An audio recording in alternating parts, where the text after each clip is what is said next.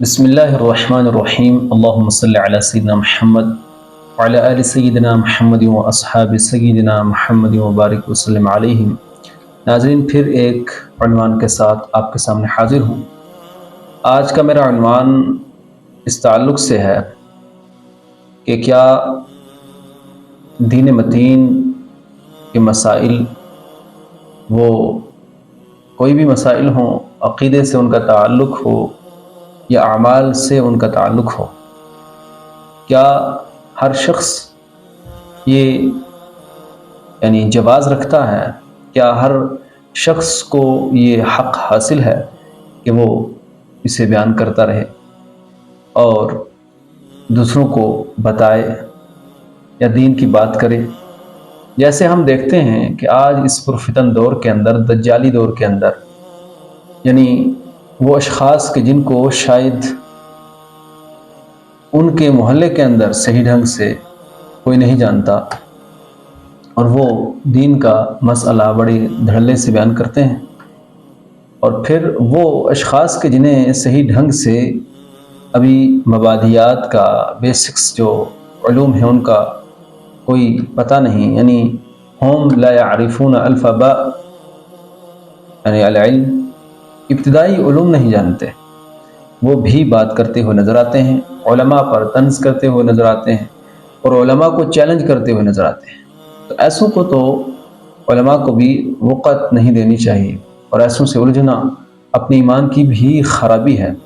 جو مخبوط الحواس ہو، خبط جس کے اوپر سوار ہو، جو ایک منٹ میں کچھ ہو، دوسرے منٹ میں جا کر کچھ ہو جائے، تو ایسے اشخاص پر محنت کرنا یا ان سے کوئی بات کرنا یہ فضول ہے۔ اور جو اپنے ہی زوم میں ایک بہت بڑا عالم بنتا ہو یا گمنڈ کے اندر ہو اور علماء کو حقارت سے دیکھتا ہو، تو اس سے بھی الجھنے کی ضرورت نہیں۔ ہاں، جہاں شریعت مطہرہ کا حکم ہے، ایسے اشخاص کی تردید کرتے ہوئے وہ چند احادیث اور آیات میں آپ کے سامنے پیش کروں گا، اور پھر اپنے عنوان کو ختم کروں گا۔ تو پہلی جو آیت ہے یہ سورہ بنی اسرائیل کی 36 آیت ہے۔ اس میں اللہ سبحانہ و تعالیٰ ارشاد فرماتا ہے: اعوذ باللہ من الشیطان الرجیم ولا تقف ما لیس لک به علم ان السمع والبصر والفؤاد کل اولئک کان عنہ مسئولا۔ اس چیز کے پیچھے نہ چلو، اس چیز کے پیچھے نہ پڑ جاؤ جس کا تمہیں علم نہیں، یقیناً کان، آنکھ اور دل ان سب سے باز پرس ہوگی، پوچھا جائے گا۔ تو کیا اللہ سبحانہ و تعالیٰ نے ارشاد فرمایا کہ جس کا تمہیں علم نہیں اس کے پیچھے نہ پڑھو، وہ چیز کہ جو تم نہیں جانتے وہ فتویٰ نہ دو۔ کچھ ایسے بھی ہوتے ہیں کہ جو کبھی بغض و عناد میں آ کر یا اپنی دلی بھڑاس نکالنے کے لیے تو وہ کچھ بھی منہ سے کفر بول دیتے ہیں، بعد میں انہیں افسوس بھی ہوتا ہے۔ تو اس لیے منع فرمایا گیا کہ ہر کسے نہ کس اس بحر زخار کے اندر کوشش نہ کرے غوطہ لگانے کی، کہ منع فرمایا گیا کس چیز سے، کہ اس چیز کے پیچھے نہ پڑو کہ جس کا تمہیں علم نہیں ہے، اس لیے کہ سارے جو تمہارے اعضاء ہیں ان سے پوچھا جائے گا۔ اور پھر اللہ سبحانہ تعالیٰ نے جو دوسری آیت کے اندر ارشاد فرمایا، سورہ نحل کے اندر ایک لمبی آیت ہے 116، اور جس کے اندر محل غور یہ ہے کہ وَلَا تَقُولُوا لِمَا تَصِفُ أَلْسِنَتُكُمُ الْكِذْبَ هَذَا حَلَالٌ وَهَذَا حَرَامٌ لِتَفْتَرُوا عَلَى اللَّهِ الْكَذِبَ، کہ تم وہ بات نہ کہو،